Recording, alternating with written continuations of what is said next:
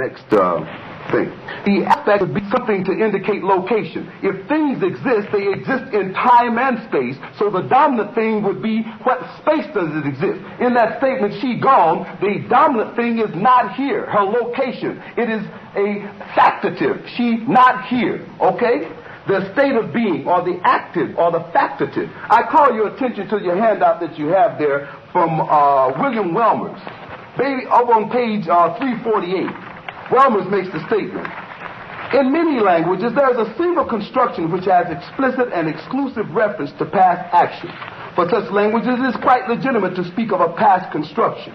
It has already been noted, however, that some languages use a single construction to refer to past time for active verbs, you see the term active, and present time for stative verbs. For such language, a term like factative may be preferable, and the grammar may very properly make no reference to past tense as such. On the other hand, there are a number of languages which have more than one construction referring to past time. Some Bantu languages distinguish a near past, particularly with reference to action performed early on the same day, and a remote past. Now let me call your attention to what happens. If a black child says, she gone, she means she exists and she not here. You do not have to insert a copular verb, she has gone. You're saying she exists and her state of being is not here. Now, if the child says she's been gone, what do you understand, brother, to be the difference in she gone and she been gone? A long time has passed since she's been here. This is an English professor will bleed all over your paper if you give a construction like that. That is not English, but it is creating an African thought. There's a difference then in the use of the lexeme done. When you say, I ate, that's past tense or factative, but you say, I done ate, it's completed. So you look at the benefactive or complete. There are things that are done for the benefit of someone or things that are complete. So you say, I done ate or I've been done ate. That means it's a long time that I ate. You cannot use terms like participle, infinitives, and statements that are accurate for describing the nuance of English or French or German to describe aspects. Okay, so it's a level of training that's necessary for people to understand what happens in describing non-Indo-European syntax. I have 2 points, if I may. Question. Yeah, first, following up on this, and then another, I'd like to ask for your suggestions a little bit later in terms of some of these public school things. You treat African as a homogeneous structure. In other words, you're treating Niger-Congo, you're treating Hamitic, Semitic, and Bantu as all homogeneous in terms of aspectual structure, in terms of phonological structure.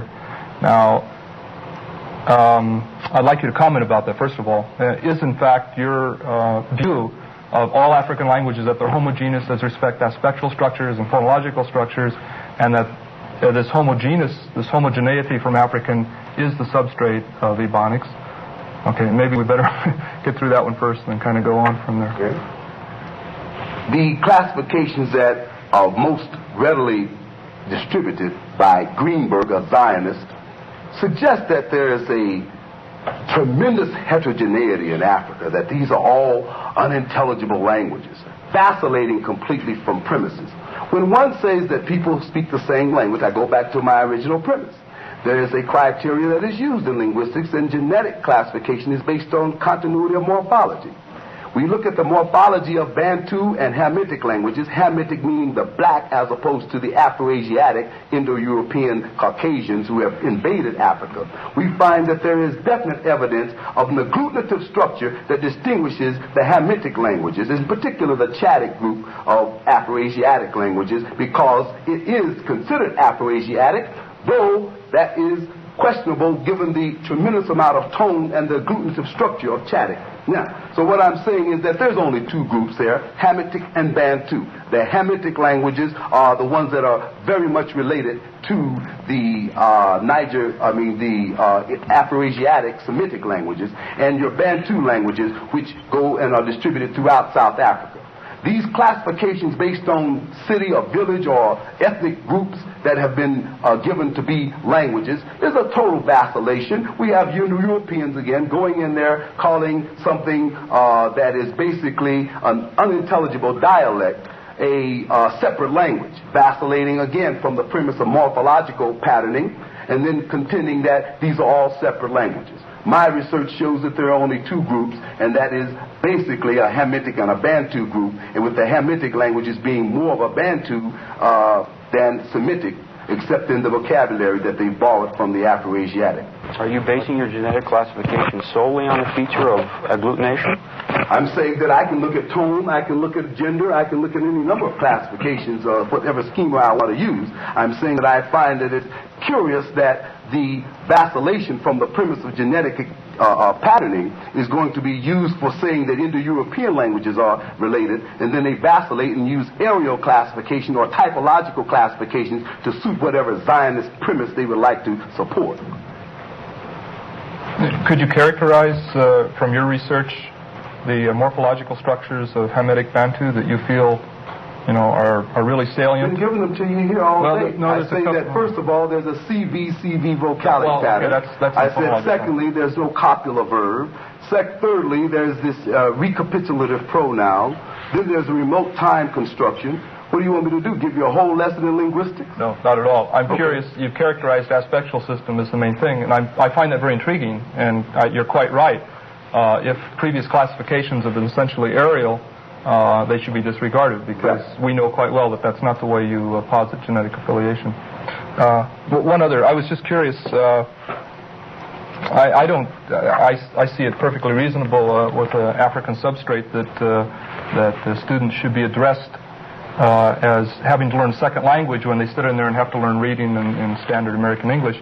I'm curious what suggestions you might have as respects the given system right now, as how we might most effectively get to these people. How can we actually get around switching, because there's a lot of switching going on from an aspectual system to a tense system. First of all, I feel that black people who cannot pass instruments such as those that have been developed by Robert Williams called the Black Intelligence Test of Cultural Homogeneity should not be allowed to impact upon black children for educational purposes, because they clearly are unqualified, and no European who hasn't been given proper training in the nuances of the language and culture of slave descendants of African origin should be allowed to impact upon them for a like reason. But I'm more concerned that slave descendants of African origin have been used to educate a lot of our people in their ignorance, trained by Europeans, and then coming into our community miseducating our people. I can understand a European living in social isolation, being ignorant of African culture and African language, having a problem being able to teach a linguistically different black learner because of legitimate social isolation and differences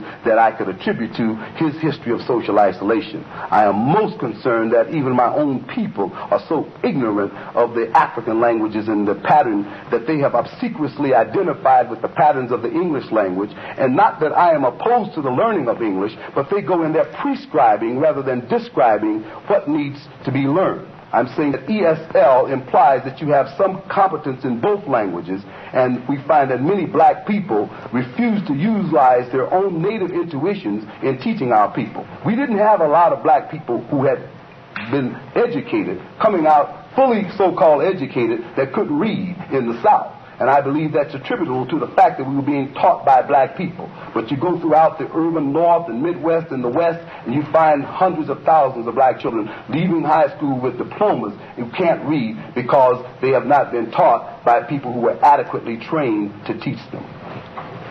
I would like to ask this particular question. Today we find the linguistic pattern that you're speaking of blacks influencing the speech patterns of whites. Now, this is evident in many of the speeches of white politicians. It's in the informal language of white students. It is especially rampant on television and in fiction. Would you estimate the extent to which this black language, black linguistic patterns are influencing white speech? Okay. There are a lot of white people who did bring different dialects of their own languages, Scots and Irish, and a lot of these people who brought different languages to America, who, because of their own differences, are not able to function to the extent that they have been living in social isolation in Appalachia or areas in Virginia and places like that, and find that this evidence of Dutch and Irish and Gaelic that has been retained is very much similar to some of the non-English patterns that black people use. But where you find a co-occurrence of something,